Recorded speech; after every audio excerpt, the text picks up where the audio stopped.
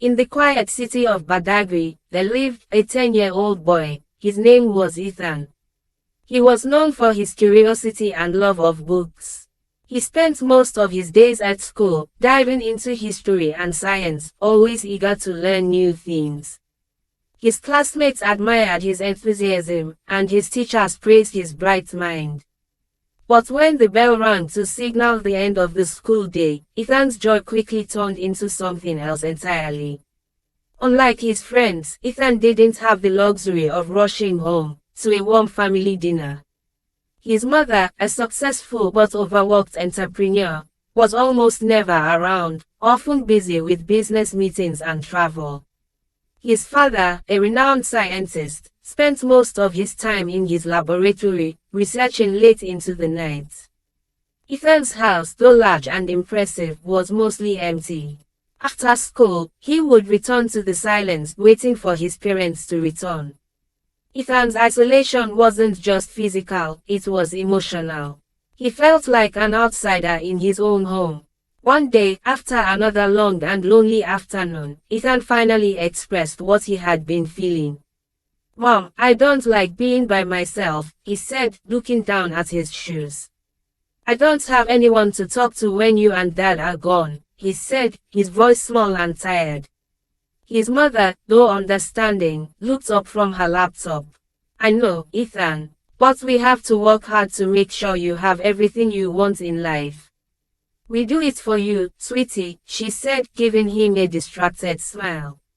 Ethan nodded, trying to understand, but his heart asked for something more than the gifts and privileges his parents' work provided.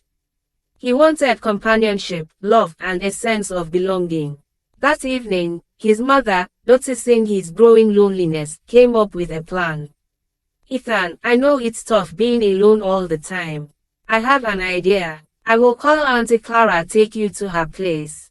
You will be spending your day there after school. I will come pick you up when I close from work." Aunt Clara was Ethan's mother's younger sister. She had recently moved back to Badagry after a long time abroad. And she lived in a small house on the next street.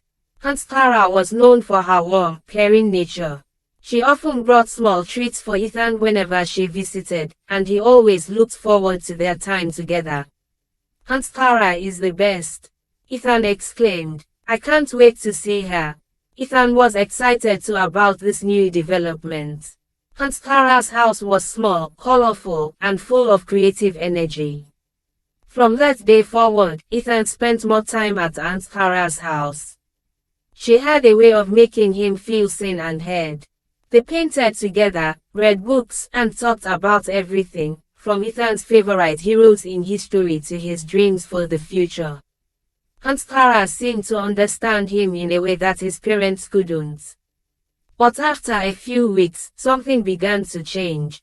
Aunt Clara, who had always been kind and affectionate, started acting differently. She began giving Ethan increasingly strange attention, touching his arm or making him sit closer than usual while they watched movies. One day, she asked him to join her for a special game. Ethan hesitated, but Aunt Clara smiled at him so warmly that he felt guilty for feeling unsure. As they played, Ethan noticed that he no longer enjoyed the game, but Aunt Clara insisted. The more they played, the more uncomfortable he became. He didn't know how to explain it, but something felt off.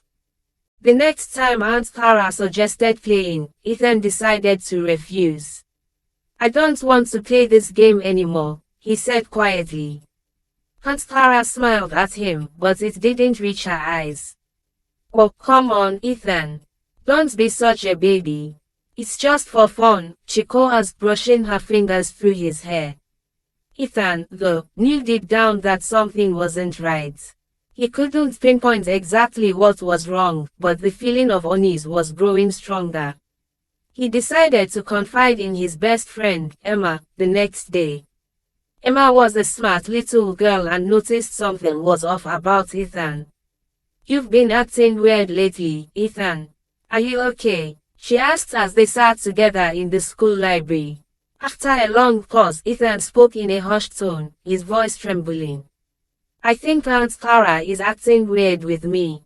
I don't know what to do. Emma looked at him with concern. Maybe you should talk to Mrs. Thompson. The next day at school, Ethan's teacher, Mrs. Thompson, noticed his usually bright energy had been replaced by a quiet sadness. She asked gently, Ethan, are you okay? You've been so quiet lately. Mrs. Thompson, his favorite teacher.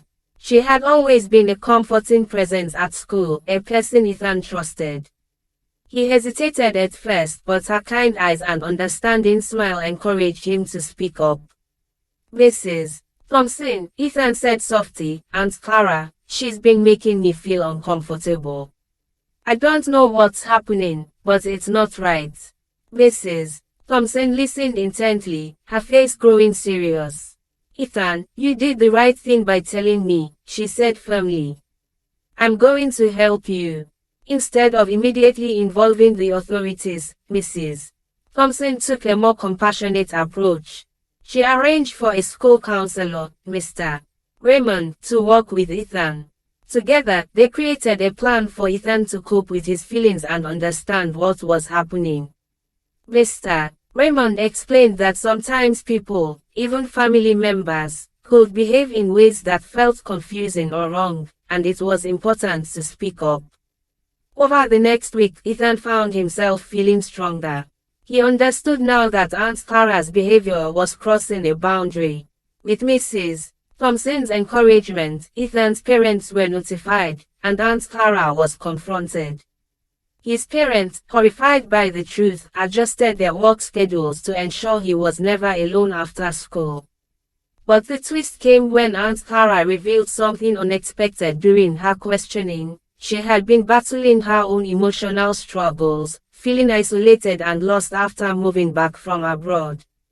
She had tried to connect with Ethan out of loneliness, but in doing so, she had crossed the line. Though her actions were inexcusable, it became clear that Aunt Clara was not the villain in the story. She was another victim of her own unresolved emotional turmoil. Instead of focusing on punishment, Ethan's family worked with Aunt Clara to seek therapy and support. While Aunt Clara's actions were unforgivable, this experience opened up the conversation about emotional health, boundaries, and the importance of communication. For Ethan, the journey didn't end there.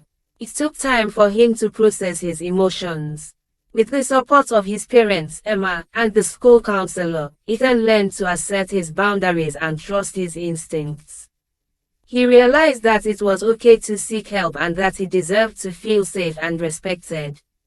In the end, Ethan's emotional growth became his greatest strength. He learned that it was not only okay to speak up when something felt wrong, but it was essential for his own well-being. And his family, though shaken by the events, grew closer.